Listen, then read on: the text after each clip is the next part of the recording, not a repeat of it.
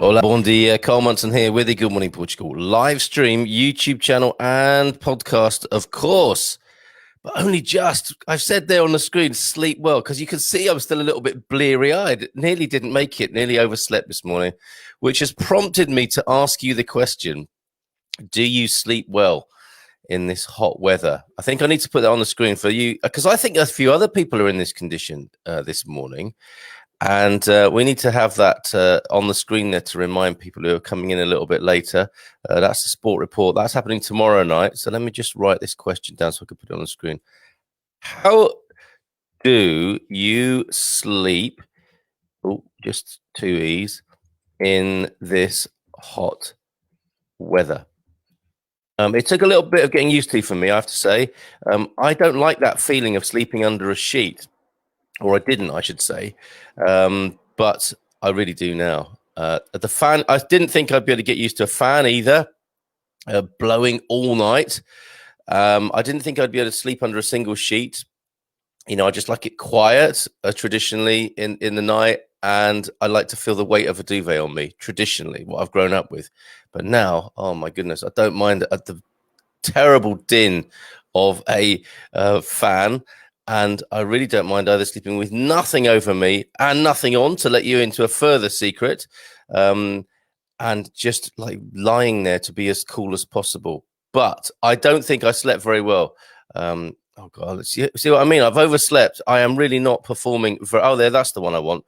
How do you sleep in this hot weather? Like, how well do you sleep? And what are your tactics as an expat sleeping in this weather? So I'll do the weather at this point. I'll give you the weather report. Same as yesterday, same as tomorrow. How about that? We've done the weather. Fantastic. But seriously, how well do you cope with sleeping in the heat? Because it is that brilliant expat or explorer thing, isn't it? Of like, yay, let's go to Portugal for the lovely weather. And then at this time of year, maybe a little bit longer, it's like, oh, this weather. Some people are never happy. That's the human condition, you might say. So tell me, what are your tactics for not only sleeping in the increased heat if you're not used to it, but how do you deal with those pesky mozzies as well? Any tactics? I've taken to downloading an MP3. I haven't tested it properly yet, but I intend to give it a go. You can download an MP3 sound of a mosquito, which will repel other mosquitoes from coming into your space. So how about that? The big news today, this morning, of course, is that I believe that FC Porto have won the Portuguese league. I found it really difficult to get any news on that, about their win and how that went. But I do believe it was a 2-0 victory over Sporting Lisbon. Yeah, I think last night. So any sports fans, I try my best to be a sports fan, and our sports report, our expat sports report, which normally happens on a Saturday with the marvelous Calvin Avery, will actually take place tomorrow evening, Friday now, because I'm busy on Saturday and I can't do it on Saturday morning. But we can talk sport tomorrow night if you wish, if that's your sort of thing. It's a bit of a Marmite subject, isn't it? Sports fans, it's like people who like sport really love sport. Others are like, oh my God, especially football, don't want anything to do with that. Thank you very much. I don't know where you stand on that, Gary.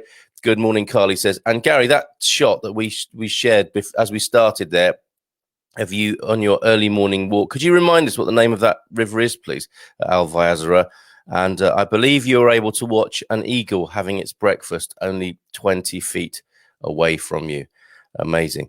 And that's we have talked before, haven't we, of why we're here in Portugal, what we love about Portugal. And I think you've had one of those moments this morning of like, yeah, that is why I'm here. That's so incredible. Seeing an eagle, being in that tranquility and stillness, for one thing, that was in that beautiful picture. Let me just show you that one more time.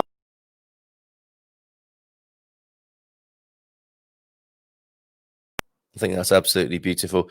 But not only that, seeing an eagle take breakfast only a few meters away from you, that's absolutely wonderful. Good morning from the UK, from Mr. Rowan Ford. So Rowan of the Ford, how are you, mate? Supporting the NHS there. How are things in Blighty this morning? And Will Thompson, morning. I imagine he's saying it like this. I'm awake. Ouch. One too many sherbets last night, Will? I don't know. Ouch, because you didn't sleep well. Bit of a hangover. maybe cue the best Portuguese hangover cures as well. I'm sure there is a traditional of Pete's watching, unofficial ambassador of Castanheira de Pera. He will know, obviously, from his local intel, what the best Portuguese hangover cure is. I suspect it's a stiff aguardente. First thing in the morning, hair of the dog, I imagine, is how the Portuguese roll. So congratulations to FC Porto. 2-0 win, I believe, bagging them the league. And that's the Portuguese league coming to a conclusion. I felt like I robbed Ferry of his anecdote yesterday, so I'm going to share the whole thing with you now. When you share a comment that's really long, the whole thing won't render onto the screen, so I wasn't able to share the punchline of his anecdote yesterday. Let me just take a sip of tea before I step into that lovely anecdote from Ferry Westphal. Hold on just a moment.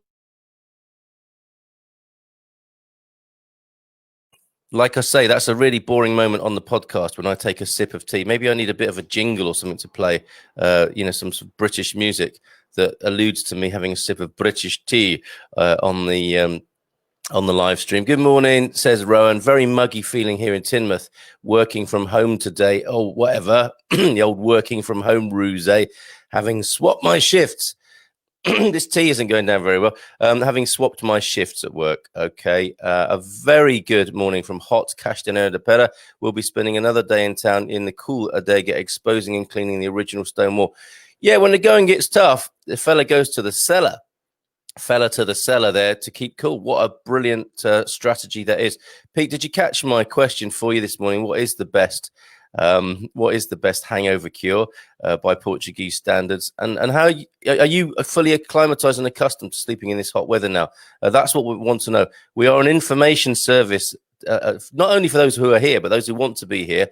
And that's one of the things they will discover in their own difficult experience, is how to sleep in probably much higher temperatures than they're used to. So tactics, please.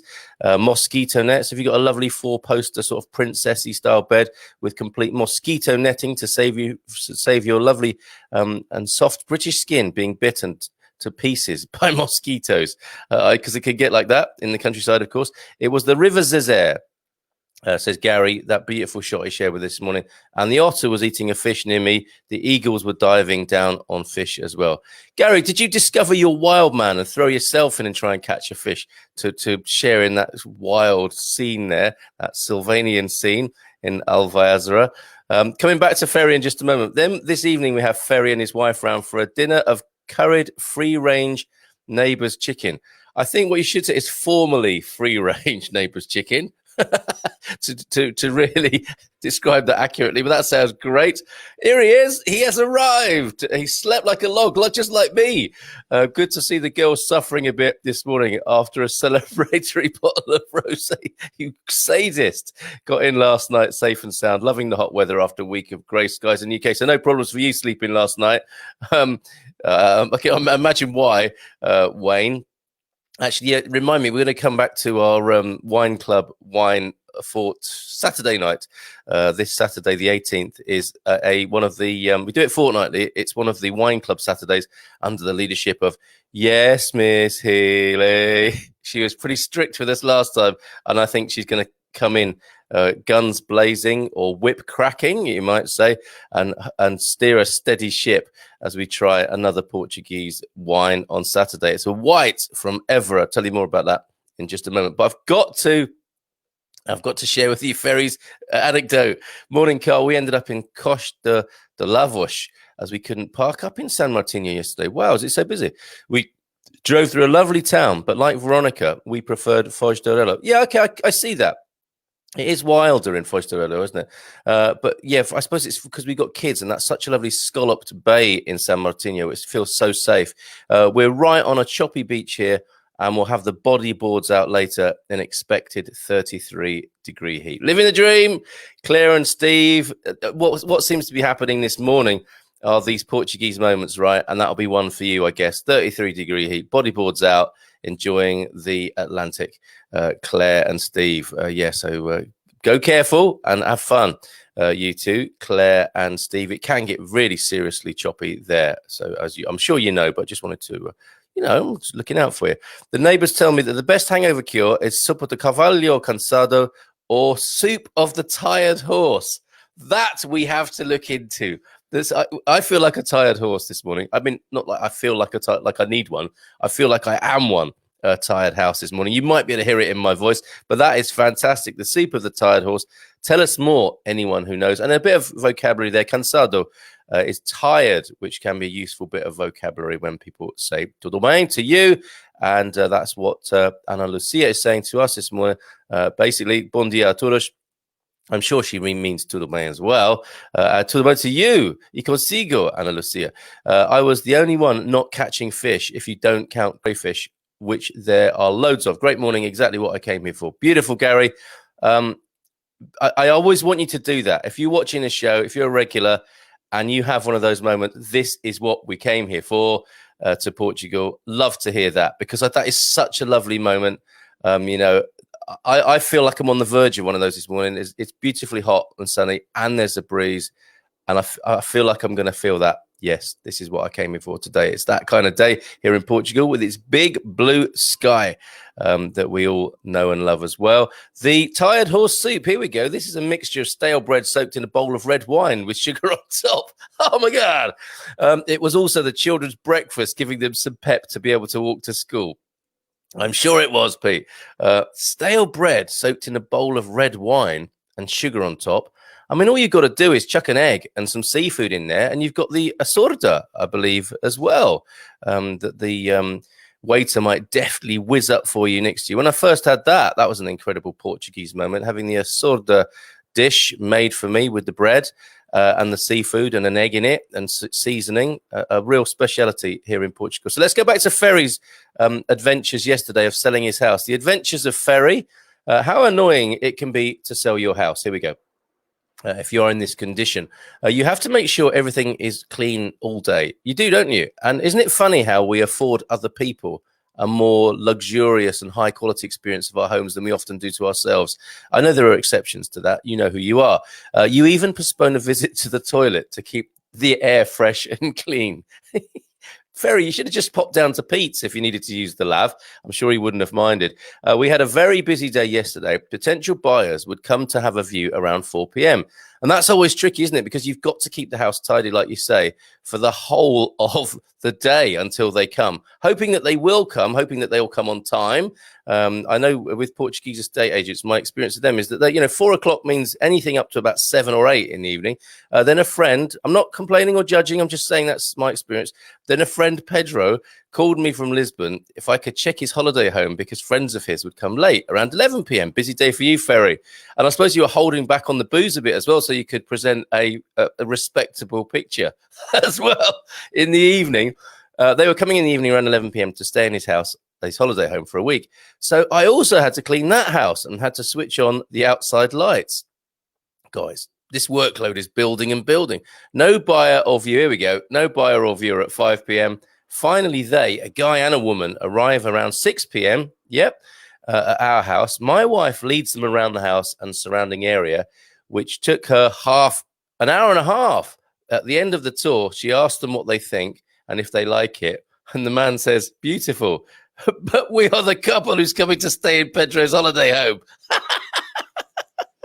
That's brilliant, Ferry. That is that's one for the book, isn't it? How and under the chapter, how annoying it can be to sell your house. Wonderful story. Any other anecdotes? Happy to share those out. I left the recipe on the screen there for you of the tired horse soup. I don't know. How dare he say we drank a bottle of wine? It was 2. Yes, get your facts right. Fake news, Barker. And hello this morning from Coimbra, Portugal. Pete, Francisco Felipe Ferreira Cristo. Full name. Lovely. Do excuse me this morning. See, it's part of my grogginess this morning.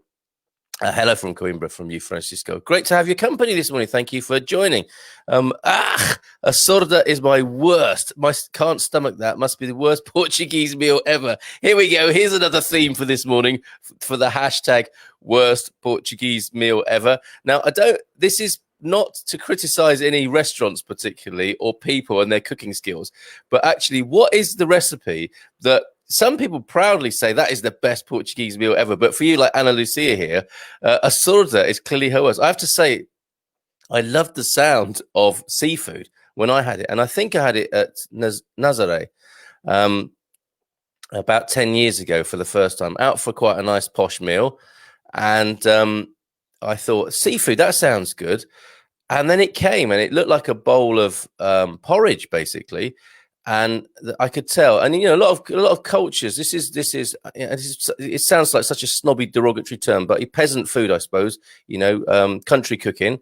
It's making sure you have a kitchen economy, right? Using everything, using all the leftovers. They're not even leftovers, are they? They are just making sure you use everything. It doesn't get to being a leftover. It is making sure that you are economical and efficient in the kitchen, and nothing is wasted. So presumably that's the origins of a sorta. But it looked like a porridge to me, and it had bits of seafood floating in it. And then I think the waiter cracked an egg in it, seasoned it like you would a steak tartare if you let a waiter do that for you. So he seasoned it, cracked the egg in there, and then whizzed it all up in a flourish. Like sometimes if you're at a Chinese restaurant, the waiter will sort out the Peking duck for you. For him, it was obviously part of the spectacle of an assorda. Bon appetit, get in there. And I'm thinking, a bit like Ana Lucia, really. I don't think it's the worst meal or recipe I've experienced here, because I really like to try everything, but it certainly wasn't the best. Let me put it like that. A bowl of I can't read that out in case people are having their breakfast at the moment, but honestly, she is not impressed with the assorda there. So staying with food and wine, I want to share with you now the Wine Club wine of the week this week. And the two, as well as talking about how you sleep in this hot weather and what your tactics are, and covering the two seasons, the football season and the beach season. I'm going to finish today with the myth, legend of the mermaid, the fisherman, and the highlander from Praia de Rocha. But before we go there, let's have a look at this wine. And I'm going to just have another sip of my tea, everybody. Talk quietly among yourselves, or talk as loud as you like among yourselves while I just have a sip of British tea. I do need to play the national anthem probably while I do this, don't I?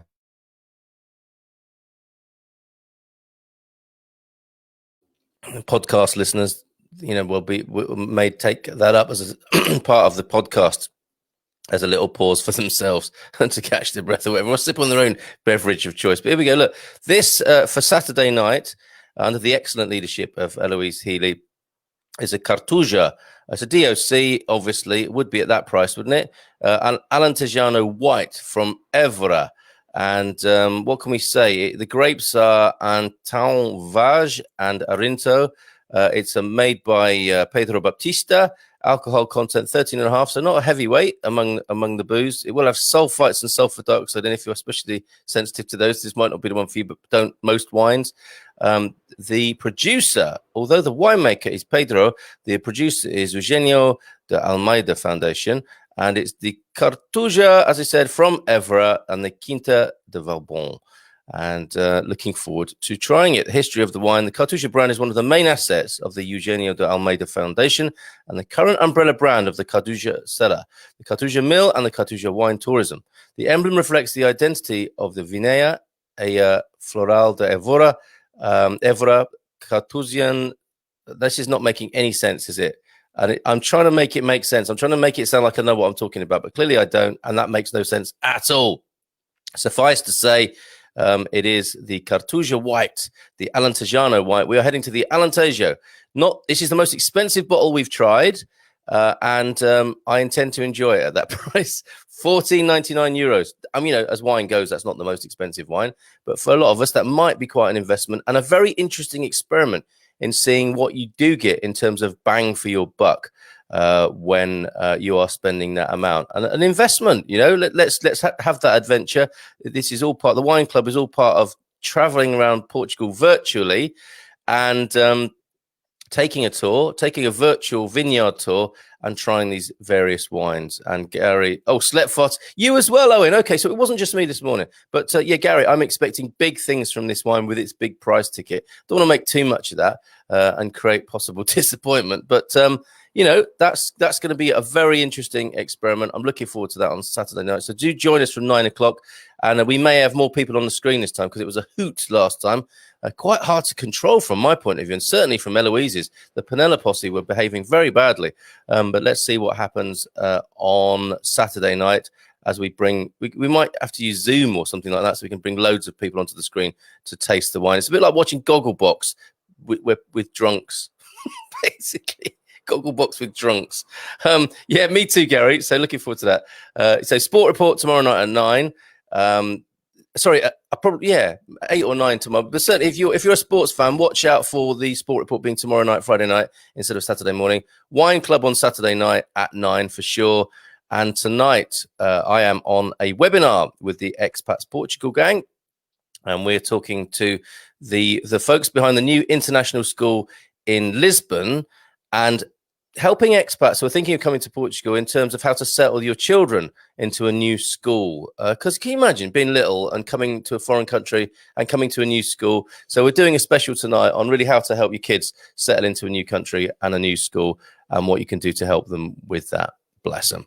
Morning all from Owen, who slept far too long. So is everyone a bit groggy this morning? I know Gary was up and about early, breakfasting with the Otters and the Eagles, which sounds like a gangster kind of, he's having breakfast with the Otters and the Eagles. You won't see him again. But Gary's well and truly back in his boudoir or home by now, having that wild breakfast this morning. Up and about early. I think he's an early riser. But what about the rest of us? Is everyone a bit groggy? And is it to do with the weather? Or is it something in the stars? I'll ask Mrs. M. Asurda Alantajana is one of my favourite. Here you go. People are so different, aren't they? It's one of my favourite Portuguese dishes, almost a soup, a clear broth with garlic, coriander. Oh, yeah, forgot the coriander. Now, that is a nightmare herb for some people, you see. They actually taste it as soap on their palate. A clear broth with garlic, coriander, bread, olive oil, and a poached egg on top. Very refreshing in the summer. That's the Alentejano version, I would say, then, of the Asurda. It's going to vary, isn't it, from region to region. Another hangover cure I've tried is a nice cold mini sagrosh early in the morning. Sounds good at the weekly market with the old boys before a breakfast of barbecue chicken. That sounds like a good way to create a hangover as well as to cure one. Best of both worlds. It's the start of a bender as well as the end of one, isn't it? It's the start of the next one. Julie Marsh, good morning from sunny Fundale. She must have heard us talking about rosé.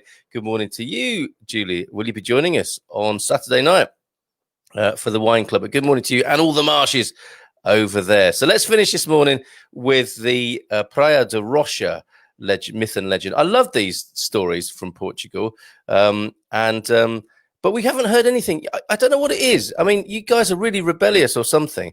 I'm asking questions in the morning, and you're just doing your own thing. And maybe I have to accept that this is just an anarchistic free-for-all, which I can't say I disapprove of because that is how I like to roll as well. Nothing on how do you sleep in this hot weather. Nothing yesterday about what your favorite social networks for. Maybe it's just too early in the morning. Maybe it's too hot. Who cares? We just want to hang out and chat and chew the fat. Talking of recipes, imagine there is one based on chewing the fat. That might be a feijoada, mightn't it? Chewing the fat. Coconut water is a hangover cure. Yes, and a good one too. That and your avocado on a nice bit of rye bread, and you've got yourself a full-on hipster breakfast hangover cure there.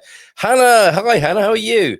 Oh, good. I am so glad to hear this news. Morning. Popped into the Algarve last week for 3 days and now self-quarantined back in the UK. All living on top of each other again, as you've become accustomed to. The authorities phoned once. Wow. To ask if we were home. And one text, being back a week. UK authorities not really checking up. That's very thorough, do I call it that? And a little bit spooky, but I suppose, defensible in some ways. Interesting. Good God. Raining in the UK at the moment. Sorry to hear that. It is a blistering 28.7 outside my window this morning, Hannah, not wanting to rub it in, but I sincerely hope you enjoyed your time in the Algarve. I bet you did. Sleeping on the couch, it's cooler in the lounge, then upstairs in the bedroom. Yeah, absolutely, Neil. That's a good one. Also, if you're in a doghouse with the missus and you're working on a hangover, that's the best place to be as well, isn't it? So you're downstairs on the couch, probably nearer to the ceramics, right? The cooling effect of the ceramic floors on the lower floors. So thank you for that feedback and actually answering the question. Sleeping on the couch is his tactic, and Boaz, definitely too early. What to do anything, Boaz? We're all a bit groggy. Do we have to move the Good Morning Portugal show to the afternoon and start calling it Good Afternoon or Good Evening Portugal? The portable air conditioner doesn't seem to like. It was a bad idea that I bought from the UK. Portable air conditioner. Okay. It doesn't seem like it was a bad idea. Okay, so it was a good idea that you bought the portable air conditioner. Is that a euphemism or is that actually an air conditioner? I've got this great thing that I bought. I thought it was a dehumidifier for our damp home in the winter. Turns out it was a humidifier, so it's coming into its own now. It had these ice packs with it. Read the label, folks, when you're shopping in Portugal. Hot weather sleeping. We have fly screens on the open windows and a nice breeze flowing through the house. It's a traditional stone house, so cooler than most. Great strategy. That is the way to do it, Pete. We can trust you to know what to do. Have a wonderful day, everyone. Owen sounds like he's on his way. And yes, move the show to suit Boaz's lifestyle. Imagine he's languishing there naked in his home. Self-confessed naked guy, Boaz. Well, maybe we will. I don't know, Boaz. I'm open. You know, we do need to evolve the Good Morning Portugal live stream. I do love our morning meetup. And maybe there's scope for, we do have the wine club in the evening.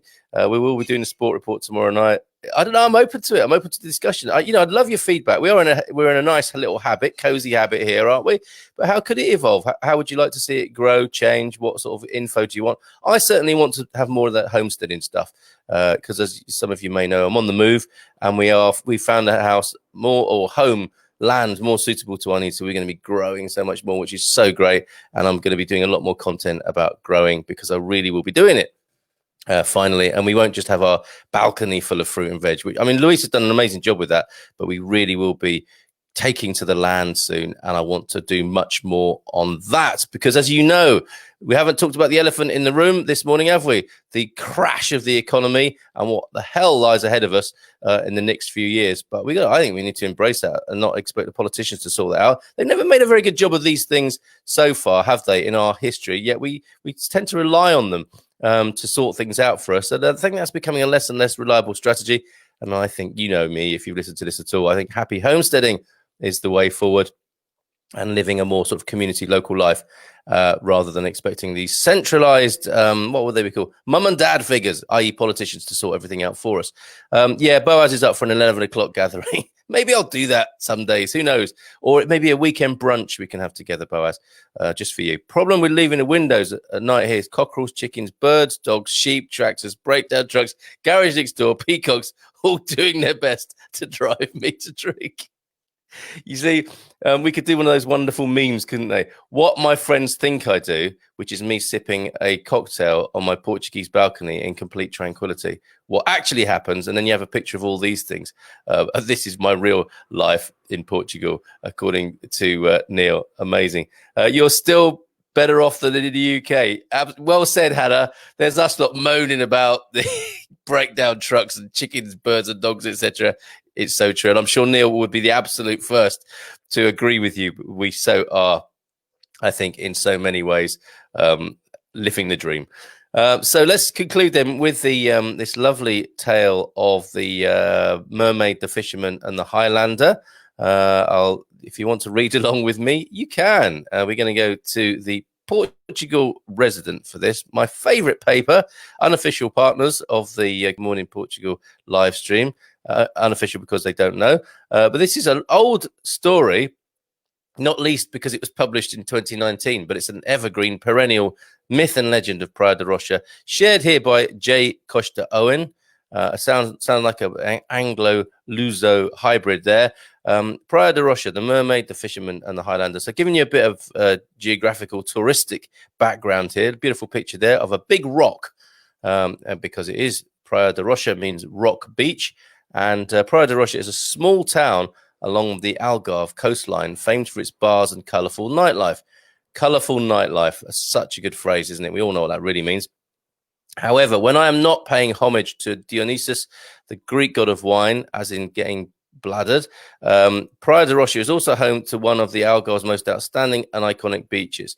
The beach is surrounded by spectacular amber-coloured cliffs, which harbour soft golden sand and crystal clear waters. Accordingly, the name Praia da Rocha translates to rock beach, which is related to a local legend regarding its origin, which we will share with you now soon after having another sip of British tea. Cue the national anthem. Just hum it in your heads for a moment. Do your own national anthem if you don't know the British one. And how dare you if you don't know the British one? Tea sipped, on with the tale. One day, a mermaid arrived upon the clear shoreline and was greeted by a local fisherman. Could have been Gary in another life. She had ventured from afar and, enticed by the calm and clear waters, decided to rest near the cliffside. Intrigued by the beautiful creature, the fisherman approached the mermaid and, aiming to impress her, as he would, proclaimed that all that surrounded her was his, for the sea had created that place and he was the son of the sea. What a great claim. The mermaid smiled, enchanting the already enamored fisherman as she introduced herself, proclaiming she had journeyed from afar in search of a new kingdom. It's going well so far. By now, a Highlander who lived atop the cliffs had also spotted the mermaid and emerged before them. He contested that it was not the fisherman's kingdom, but his. It's getting eggy now. It's taken a turn. Plot twist. For the cliffs had created that place, standing sentinel as the land's protector, and he himself stood as son of those very cliffs. Puzzled and volatile, the mermaid turned to the Highlander and pledged that if it were true what he said, then it was in fact him who she'd been searching for all this time. A grievous blow to the fisherman. The fisherman grew restless as he was about to lose the very mermaid. Excuse me, he'd just fallen for. That turtle is going down a bit the wrong way. What can you do against the forceful power of my waves? The fisherman beamed with an indomitable spirit of the ocean on his side, but the Highlander merely laughed. What can your waves do against my tremendous cliffs? He roared, before daring the fisherman to ascend them himself. At that point, the mermaid intervened, pleading with them not to fight, and instead requested both the Highlander and the fisherman prove their worth by offering her a tribute of their affection. That's a much more civilized way of sorting these sorts of things out. Reluctantly, both men went their separate ways. The fisherman sailed up to the ocean, and the Highlander ascended back up the cliff, both in search of a way to conquer the mermaid's love. So, days later, the fisherman was the first to return to the mermaid, calling the sea to his aid. He stretched the ocean before her, a soft emerald that gently unfolded into the deep blue horizon. His eyes reflected the bright foam formed by the gentle waves as he offered the very sea to the mermaid. You are to become queen of the ocean, he professed. Moments later, the Highlander climbed down from the cliffs and also professed his love for the mermaid. Heartily, he offered her a throne carved upon the top of the highest cliff. The sun would warm her heart and her feet. Fountains would refresh her daily, and the wind would gently cradle her into a deep slumber each night. But it was too late. The fisherman had reached her first. If you will not ascend the cliffs with me, then I will bring the cliffs down to you. The Highlander declared heartbroken as the Highlander declared heartbroken as giant rocks abruptly began to break away from the cliffside, crashing down to the sea. The infuriated fisherman, and for many days and nights, the ocean violently crashed against the towering rocks, but could not destroy them.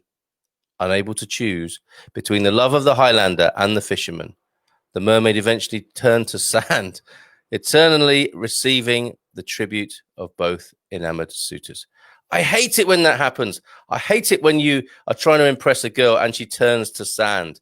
What a story. The soft golden sands of Praia de Rocha extend for over a kilometer, going back to the reality of the place. Not that I'm saying that story isn't true. Caught between the magnificent cliffs and the noble sea, and it is unlike any other sand I've seen, says the writer here. Let's remind ourselves who it is. Yeah, J. Costa Owen. And they extend for over a kilometer. Presently, there are three main beaches along this stretch of coastline. Who knows? Hannah may have been there. Praia de Rocha, Praia de dos Três Castelos, the Three Castle Beach, and the Praia de Vol. And I don't know what that means, VAU, maybe Ana Lucia will know, all within walking distance of each other. Starting at Praia de Rocha, you will pass through a small tunnel. This is like San Martinho de Porto. That's a lovely little smuggler's tunnel within the cliffside and arrive at Praia dos Três Castelos. This beach contains three major rocks in the sea, which are known as the Three Castles. From there, you can walk all the way to Praia de Val, passing many other peculiar and fascinating rocks on the way. The natural scenery of all three beaches is awe-inspiring, and you can enjoy panoramic views all along the coast. To this day, the sun paired with a gentle breeze still warms my heart, just as the Highlander once promised the mermaid. And once on the beach, the crystal clear waters are refreshing all year round as the sea is fed by the Atlantic Ocean and not the Mediterranean. keeping the water cool even on hot summer days. And that's fabulous. That is from Jay, who recently graduated. This was in 2019, Faculty of Fine Arts in Lisbon. Jay's interests are exploring new cultures through photography and the myths, legends, and history that define them. Absolutely superb, and captured there, immortalized there in the Portugal resident. And to this very day, you can probably hear, as part of this colourful nightlife that was earlier referred to, women having to choose between suitors still, and those famous words, "He's not worth it," as a ruck erupts in one of the bars there, after people have been, how does Jay put it, perhaps paying too much homage to Dionysus, the Greek god of wine. And that legend may play itself out all over again as a woman has to choose between two suitors, hopefully not turning to sand by the end of it, because that would be a really unfortunate and unusual case for the INEM or Bombeiros to turn up to, a woman turning to sand by virtue of an argument that broke out in a bar.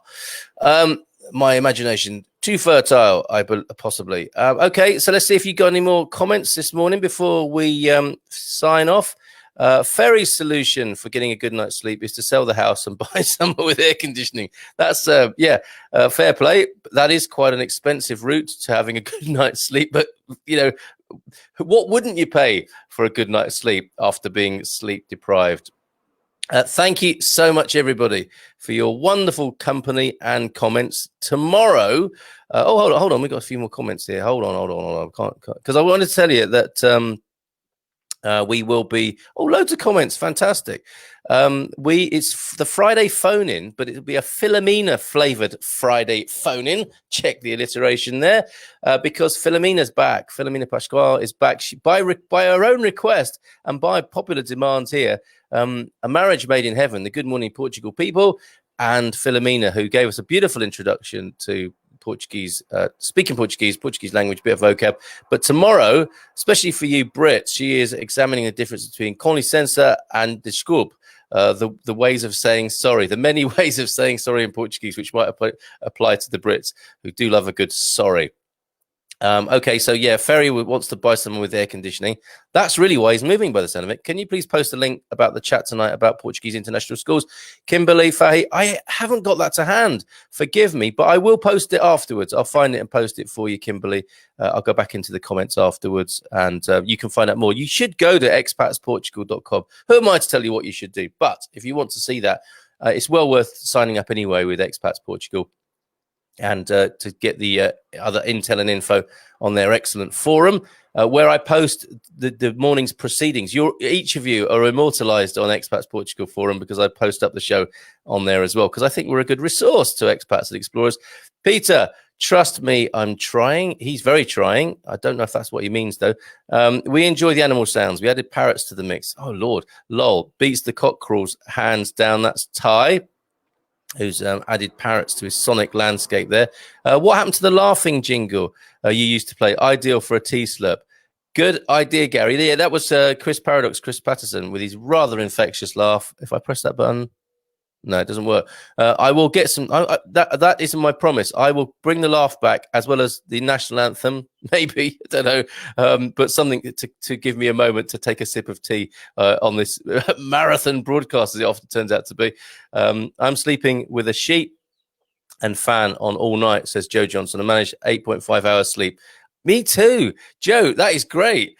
Sheet and fan combo, 8.5 hours sleep. That's Olympian sleeping. Fantastic. And then ready for the day, ready for a lovely day in Portugal after that. Ty, the next door neighbor, has some kind of exotic birds, male and female. Male calls for them all night. Come on, Neil. We can sympathize with that. We've all been that male bird at some time in our lives.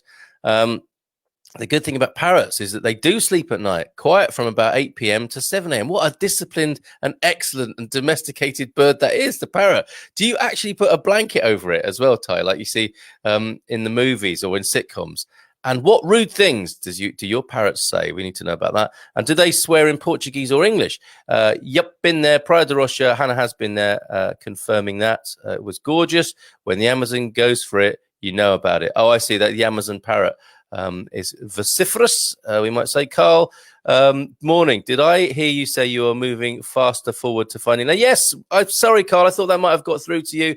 I apologize that you're hearing it here and not directly from me. But yes, we're only moving up the road. But we have found a place where we can grow, and a fascinating story it is too, which I want to share with you, Carl, at some point. But yes, our next step is just up the road here in the Aveiro district. For the time being, for sure. Okay, and good morning to you, Carl. Blue or red? That's a really good note to end on, is it? That's a matrix note to end on. What is it to be? Will it be the blue or the red parrot for you today, my friends? Join us tomorrow morning for the Good Morning Portugal live stream, where it's the Friday phone-in, but it's a Filomena flavoured Friday phone-in, and we'll be learning Portuguese together, notably checking out the distance and difference between com licença and desculpe. So let me just wish you a até já, até logo, e até amanhã, and see you tomorrow. Ciao for now.